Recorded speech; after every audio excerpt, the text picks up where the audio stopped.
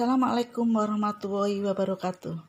Ketemu lagi kita dengan pelajaran fisika khususnya untuk kelas 11 MIPA. Materi kita adalah dinamika rotasi dan kesetimbangan benda tegar. A. Momen gaya. Apa itu beda gaya dan momen gaya? Nah, untuk membedakan, kita lihat penjelasan berikut. Ini ada sebuah benda yang saya beri gaya F. Ini juga benda yang saya beri gaya F. Yang membedakan, benda pertama yang saya beri gaya F, ini mengakibatkan benda bergerak translasi. Sedangkan untuk benda yang saya beri gaya F seperti ini akan mengakibatkan benda bergerak rotasi. Kesimpulannya, gaya menyebabkan benda bergerak translasi, sementara momen gaya akan menyebabkan benda bergerak rotasi. Nah, kita akan mempelajari tentang momen gaya. Momen gaya atau torsi adalah kecenderungan suatu gaya untuk memutar benda pada suatu poros. Momen gaya disebut juga dengan torsi. Lambangnya seperti ini, kita sebut atau kita baca tau. Tau atau torsi didefinisikan sebagai hasil kali antara gaya dan lengan gaya.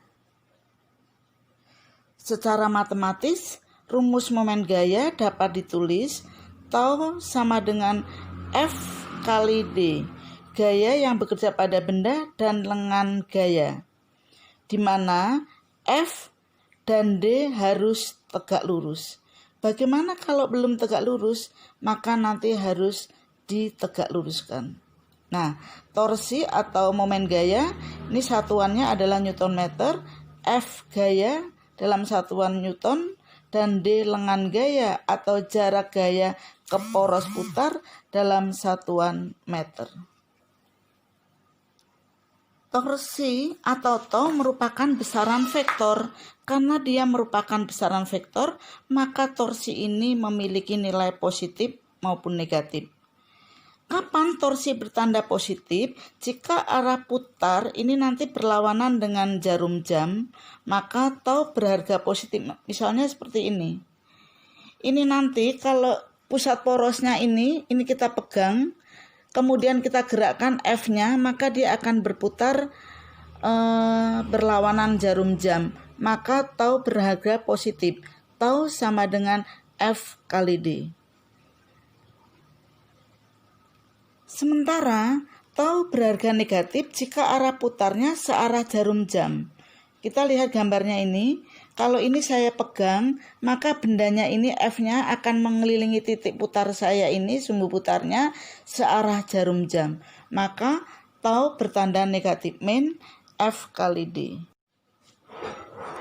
Untuk kesepakatan tanda ini tidak mengikat ya. Boleh saja plus itu berlawanan jarum jam dan min searah jarum jam. Ini kalau kita menggunakan skrup putar kanan ya. Atau boleh juga menggunakan kesepakatan ini. Plus yang searah jarum jam, min yang berlawanan arus jarum jam. Jadi untuk kesepakatan arah ini jangan kalian menjadi bingung, terserah kalian. Kalau plus yang berlawanan, maka yang min harus yang searah. Atau yang plus searah, berarti kalau ketemu yang berlawanan arah harus negatif. Nanti hasil akhirnya yang kita ambil adalah angka positif, sementara arahnya itu sesuai dengan kesepakatan yang kalian tentukan di awal tadi. Nah, untuk memahami materi ini, kita latihan soal ya. Kita akan lihat dulu. Ini ada batang. Batang ini saya anggap batang homogen. Artinya homogen berarti susunan antar partikelnya ini merata. batang homogen yang masanya untuk sementara kita abaikan, di mana pada batang akan diberi gaya F1, F2, F3 seperti gambar. Pertanyaannya, tentukan momen gaya terhadap titik A, jadi nanti di sini, dan momen gaya terhadap titik B di sini. Nah, kita lihat momen di titik A, berarti A sebagai pusat rotasi. Ini F1 ini langsung lurus dengan A, berarti dia tidak punya lengan, berarti momen di sini adalah 0. Sekarang F2 arahnya ke atas, ini arahnya ke atas. Kalau titik A saya pegang, maka arah momen yang dikerjakan oleh titik B atau F2 adalah mengelilingi A dalam arah berlawanan jarum jam. Sementara titik BD akan mengelilingi A karena arahnya ke bawah, maka dia akan mengelilingi searah jarum jam. Nah, F2 tadi berlawanan jarum jam, maka membuat momen positif F2 kali D2. Sementara F3 mengelilingi A searah jarum jam, maka bertanda negatif F3 kali D3. Kita masukkan nilainya ya. F2-nya adalah 50, jaraknya dari A ke C adalah 3 meter, min 40, F3-nya jaraknya adalah 7 meter. Sehingga kalau kita hitung adalah 150 dikurangi 280. Ketemunya adalah min 130 Newton meter. Jadi momen gaya di A, tau di A adalah 130 Newton meter. Arah karena negatif berarti searah jarum jam. Bagaimana? Dipahami? Oke, kita lanjutkan ya. Kita mencari momen gaya di titik B. Jadi B-nya ini adalah pusat rotasi. Kita pegang. Titik A akan mengelilingi B, arahnya ke sana. Berarti ini berlawanan jarum jam. Kemudian titik F2 juga ini akan bergerak mengelilingi B, berlawanan jarum jam. Sementara F3 ini akan mengelilingi B searah jarum jam. Kita masukkan angkanya. F1 plus F1 D1 ini juga berlawanan jarum jam positif, sementara ini adalah negatif. Dimasukkan angkanya berarti 20, jaraknya terhadap B1 plus F2-nya adalah 50, jaraknya terhadap B adalah 2 meter.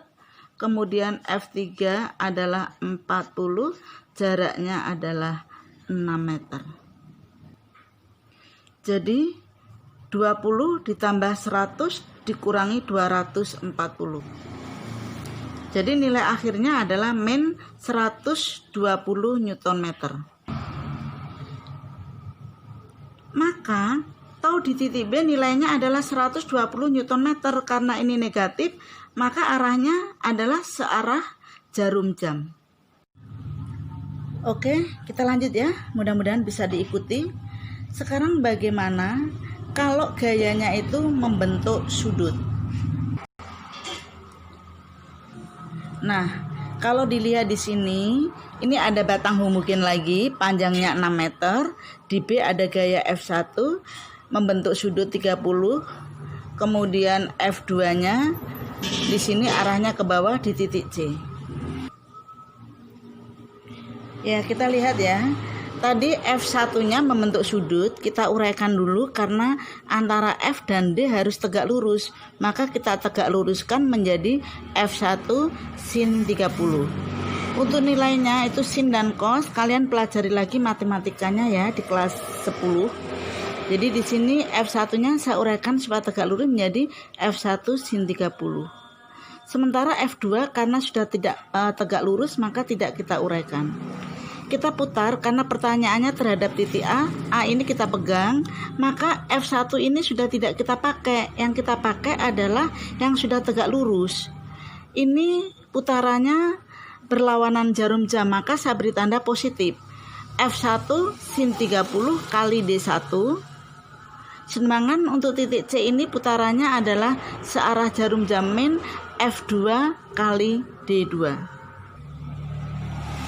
Nah, kita lihat, maka kita masukkan aja nilainya 40 sin 30 itu setengah, jaraknya ini ke sini adalah 3 meter. Negatif karena tadi searah jarum jam 30, jaraknya A terhadap C adalah 6.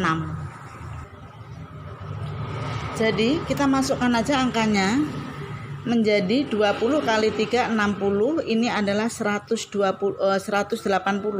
Hasil akhirnya adalah negatif 120 Newton meter.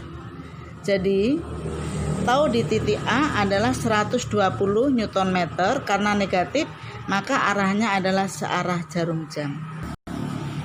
Bagaimana? Mudah tidak? Tentunya mudah sekali ya, dan dapat dipahami. Oke, kalau begitu kita langsung latihan soal-soal, nanti kita akan kumpulkan.